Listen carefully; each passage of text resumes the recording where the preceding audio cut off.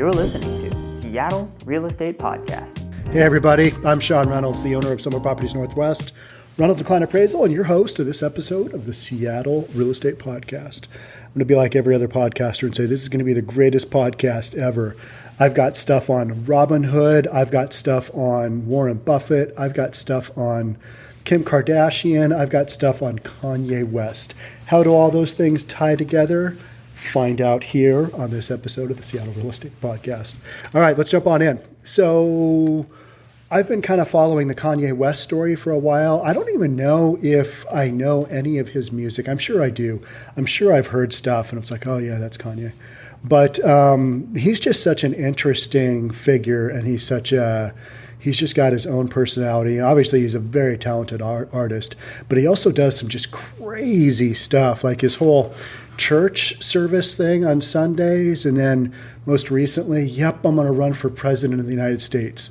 And you know how you hear like rumors of these artists doing crazy stuff, and then you're like, why is he doing that? Is that a publicity stunt, or does he really have issues? Well, one thing that I remember is that he did have an interview, and I think he told like David Letterman or somebody that he's got bipolar, and this kind of was just recently confirmed. To the first article, and I'm not going to tie these articles together here, but I'll show you how they kind of come together. First article I'm going to go over, and I'm not going to spend a lot of time in this one, but it is Kim Kardashian West, that's Kanye's wife. Kim Kardashian West addresses Kanye West's mental health and asks for compassion. I am not a Kardashian fan, but I am a John Kardashian fan. I thought he was an amazing attorney back in the day with OJ. And the fact that his family kind of lives on, it's just a weird thing. Because I remember I wanted to be an attorney at one point in time and just didn't end up going down that road. And John Kardashian was kind of a badass in his time. And so I always followed him. And then to have the Kardashian daughters come along, it's just always kind of one of those weird things. It's like, wow, the Kardashians are on TV with another one of my heroes, Bruce Jenner. But we can't call Bruce Jenner because he's somebody else now. And to have your hero from your Wheaties box go on the Kardashian show and then go down this other wild road, that's, life is funny that way. So Kim Kardashian West addresses Kanye West's mental health and asks for compassion. That's a thing. Kim Kardashian West has shared a message about her husband, Kanye West, and his mental health. In an Instagram story posted on Wednesday, Kardashian West acknowledged that West has been diagnosed with bipolar disorder and said it's incredibly complicated and painful for many to understand. As many of you know, Kanye has bipolar disorder. Anyone who has this or has a loved one in their life who does knows how incredibly complicated and painful it is to understand. And the article kind of goes on to say, basically, he sometimes takes his medication and sometimes doesn't, which explains some really erratic behavior. Because I don't know if you guys have ever known somebody to have been diagnosed as bipolar, but their highs are super high and then their emotional lows are super lower. That's that whole bipolar thing. And a lot of artists or really talented people or really creative people, they can't take the bipolar medication, or they can't take medication to level them out because it takes away their creativity. I don't really want to take that because I lose all my creativity. I've got family members the exact same way. Yeah, I'm not taking that medication. I'm just going to figure this out on my own, non-medicated. And that never seems to work out well, especially for those of them around them. It's just not a good recipe. But then the flip side is they kind of become a zombie, right? I mean, they go through this really, creative, do a lot of stuff, a lot of energy to just kind of barely subsisting. So Kanye's got bipolar and he's probably not taking his medication. So I think you can look at a lot of his instances and go, all right, he probably was on one of his big up kind of cycles when that behavior happened. And that's sad. But, he's got to live his life. And unfortunately, his life gets magnified by the public eye. He's just got this huge target on him. Oh, look what Kanye's doing now. Kanye's on tour and he's doing just weird stuff, or he's coming up with this music. It's like, what's that all about? What's the whole church thing all about? Or the whole I'm running for president of the United States thing. And so when you make mistakes like that, most of us make mistakes. Maybe you've had a night out where you had one too many adult beverages, something like that, and you do something stupid, well, think of maybe the few people that you impacted doing that. Take that and magnify it by millions and millions of people, because that's what an artist like Kanye, that's what happens to him. So I feel bad for the guy in a lot of respects. And it's like, all right, he's trying to get his life together, and his wife wants him to get his life together, obviously. And it's complicated, very complicated, as those situations are.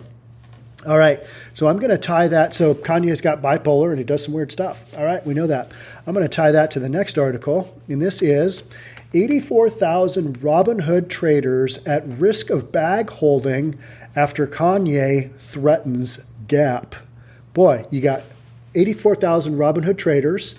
You got bag holding, which is when a stock drops and you've got that stock in your portfolio, you are left holding the bag. Oh no, not good. And then you got Kanye West, and you've got Gap the clothing company.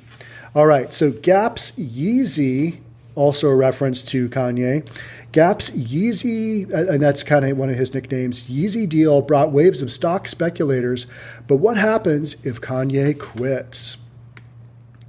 And that's my whole point for kind of sharing this, is that a lot of what we're seeing out there in the Robinhood trades, they aren't necessarily going off of solid business fundamentals. People are trading stocks on sheer speculation, and that's never going to go well, because you aren't trading on business fundamentals. And I'm sounding like an old dude again. You're not trading on business fundamentals. Get back to the basics. I'm old. This is where I'm at. I'm talking about it. So when I see these headlines of this guy, this famous artist who's influencing stock over here, has bipolar and he's doing this stuff, and all these stock traders are involved, it's just a recipe for disaster. So Gap stock surged 40% when news broke of professional hyphen Kanye West exclusive 10-year deal with the retail fashion giant last month, a story that attracted more than 84,000 Robinhood traders to add Gap to their portfolios. Interesting. I mean, 84,000? That's just so many, right?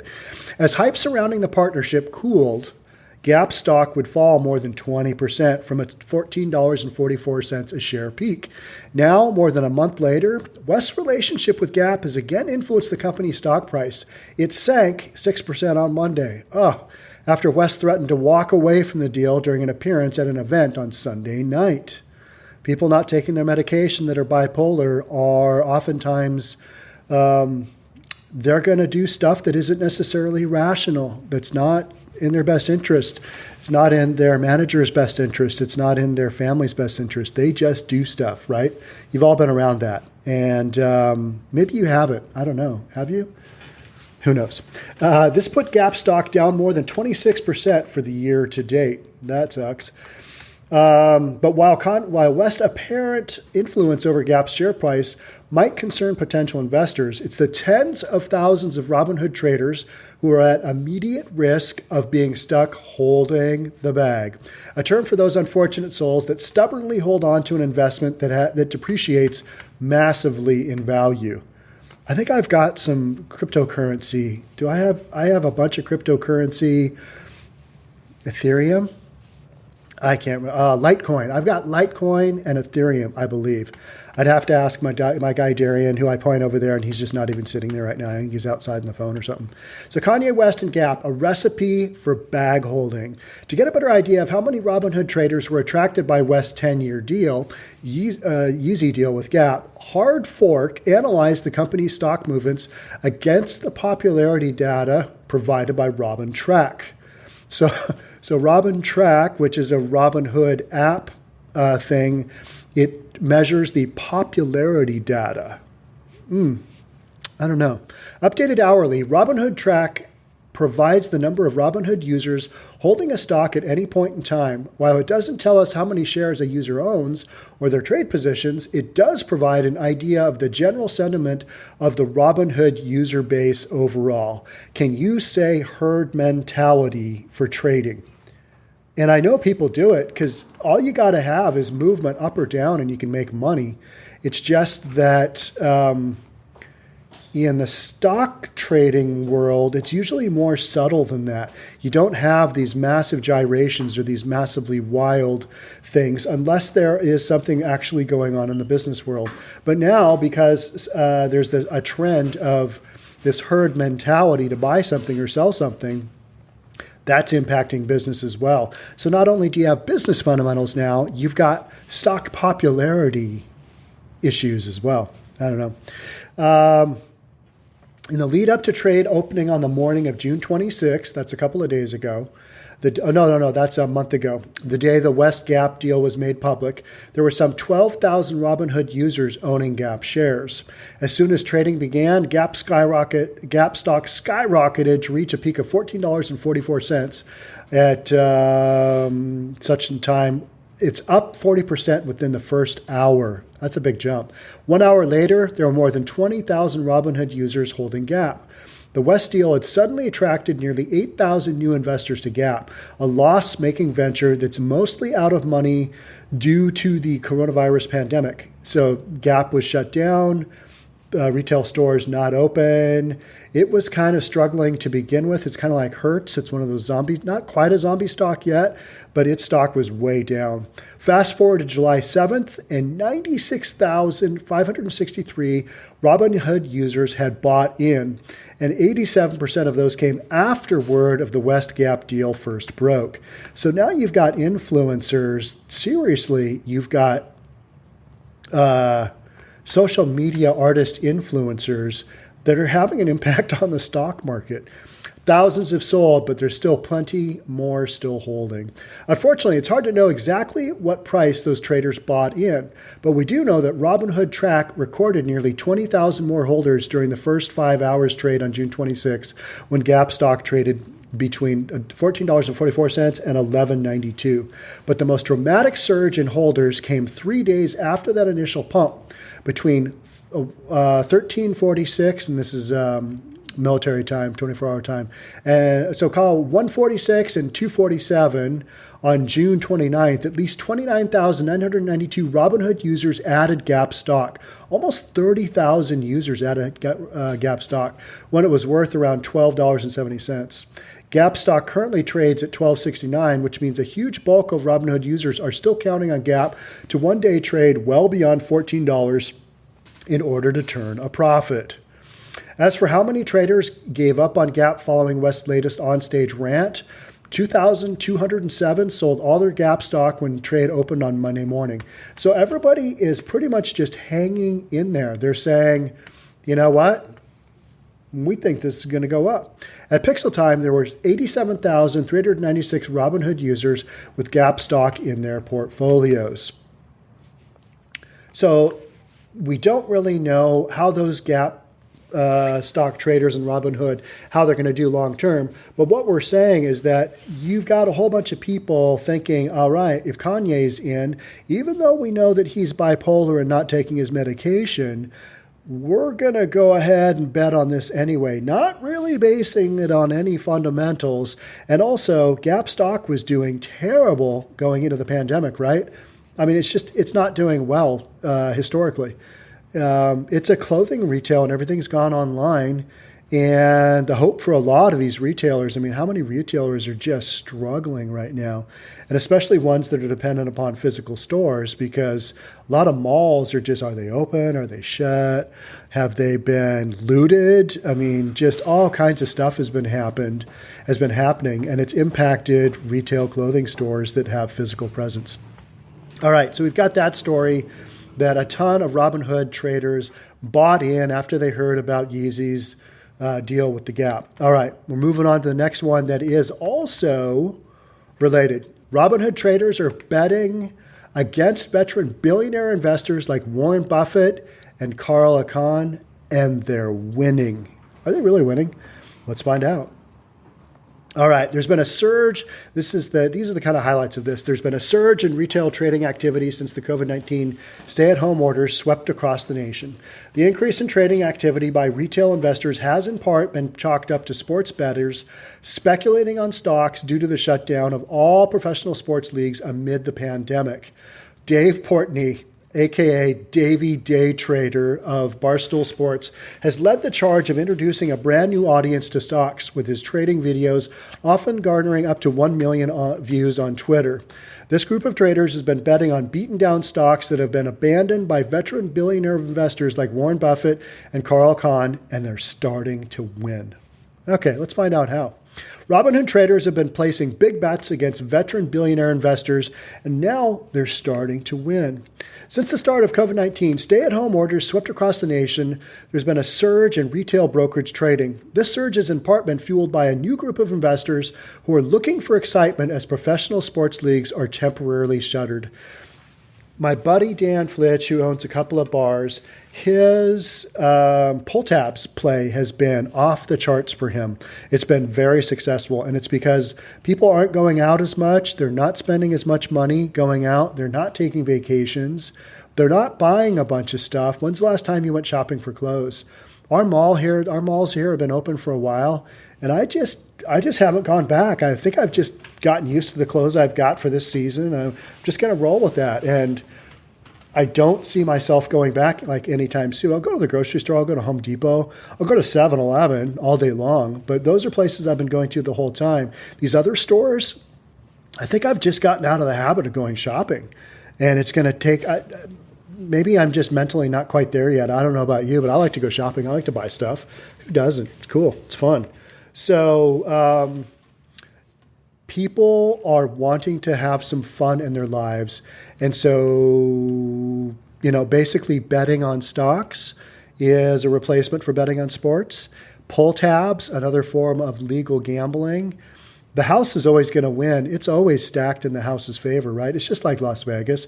Another place that's been absolutely decimated because they're dependent upon tourism and tourists that come and gamble. And guess what? That is not happening. Not a lot of that going on.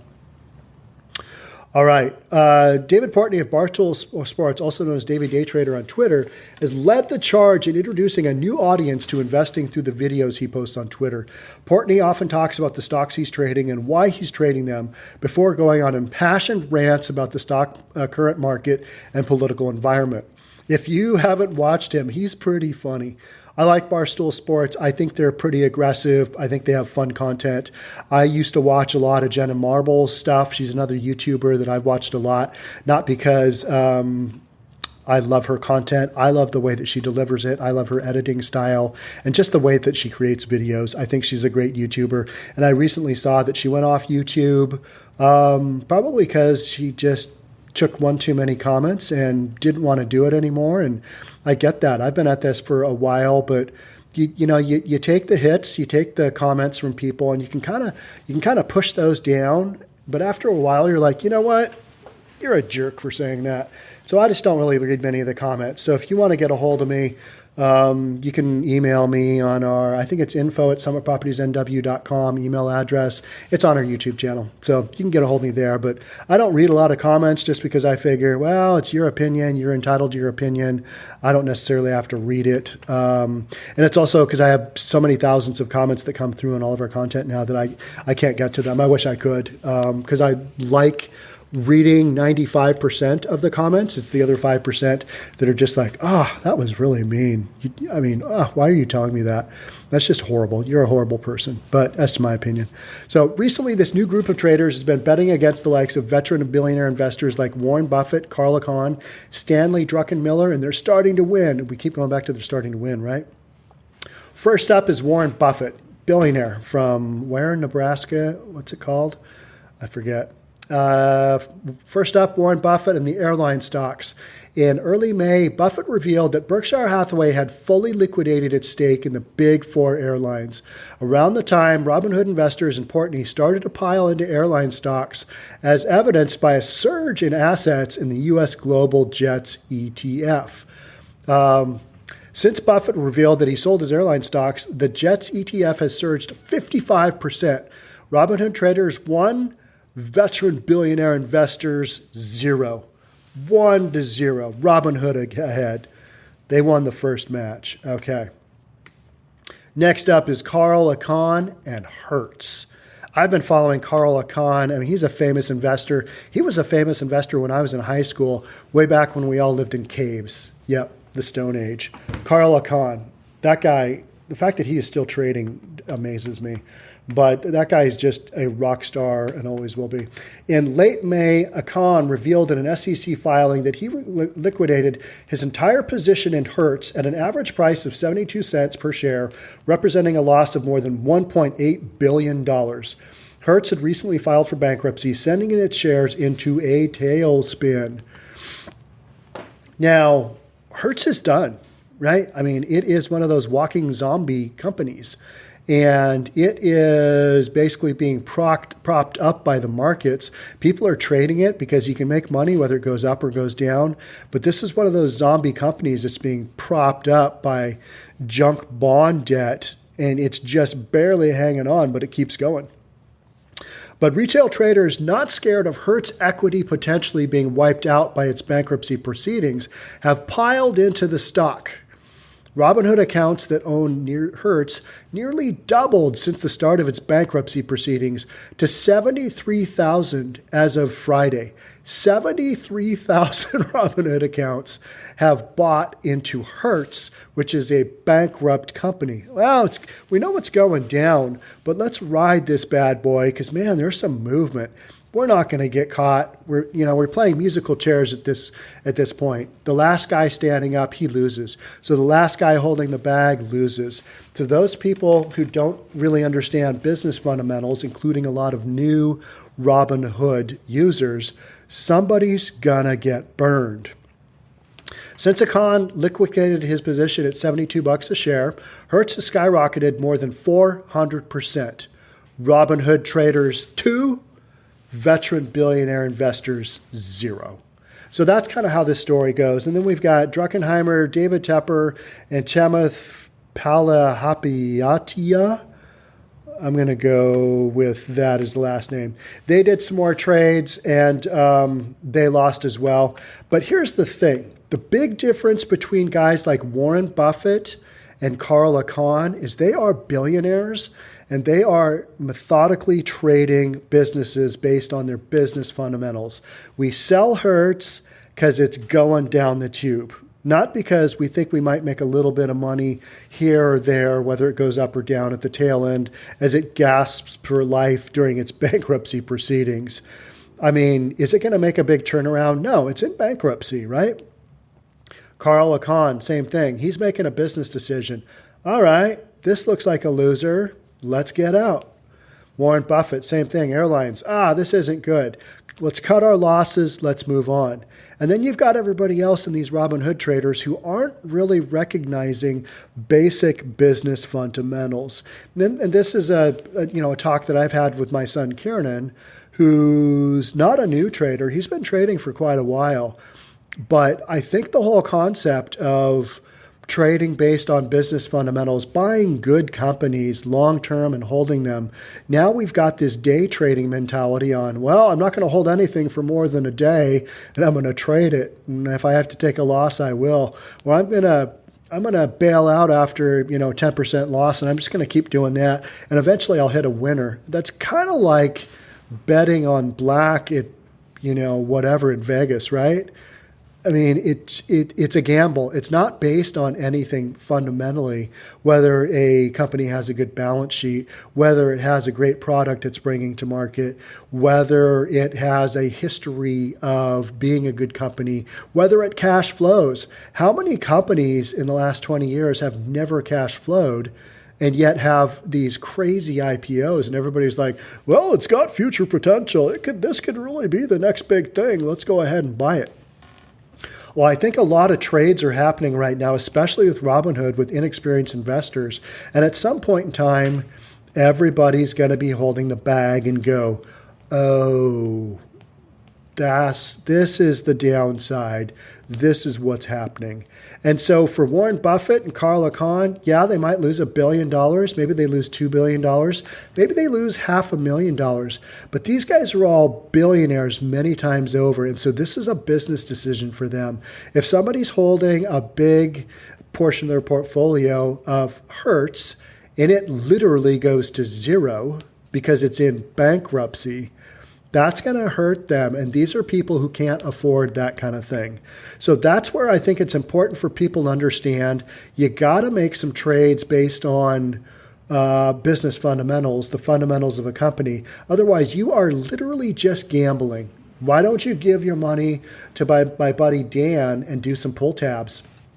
I mean, maybe you're a better stock gambler than I am, but I leave my money up to professional money managers and have them kind of do the work, because they've got lots and lots of people behind them that analyze stocks and analyze companies, and that's what they do, right?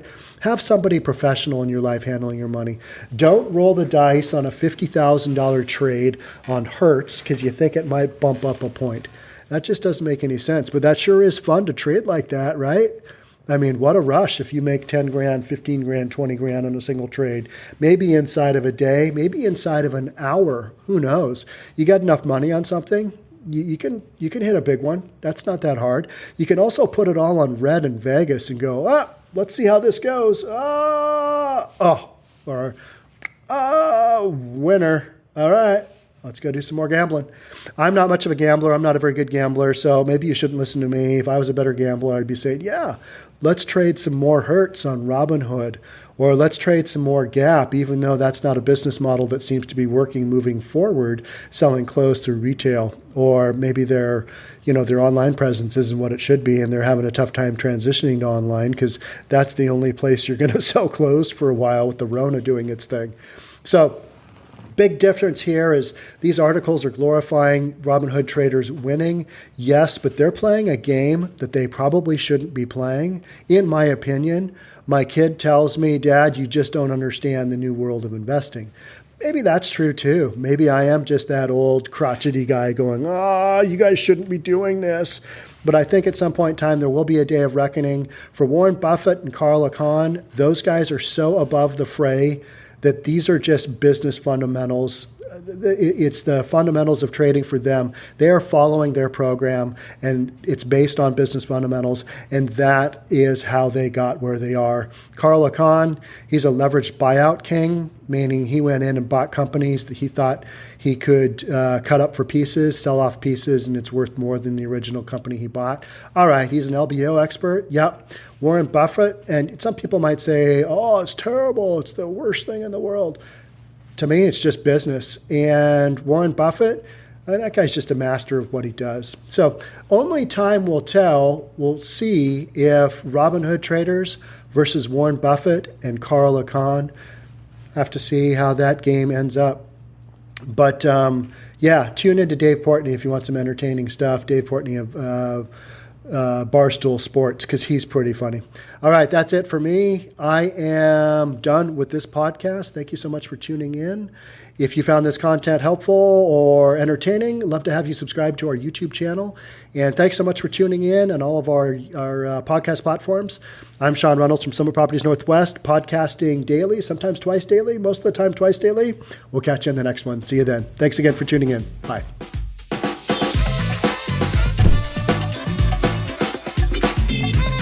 Don't forget to subscribe to our channel and hit the notification bell so you'll know when our next video is out.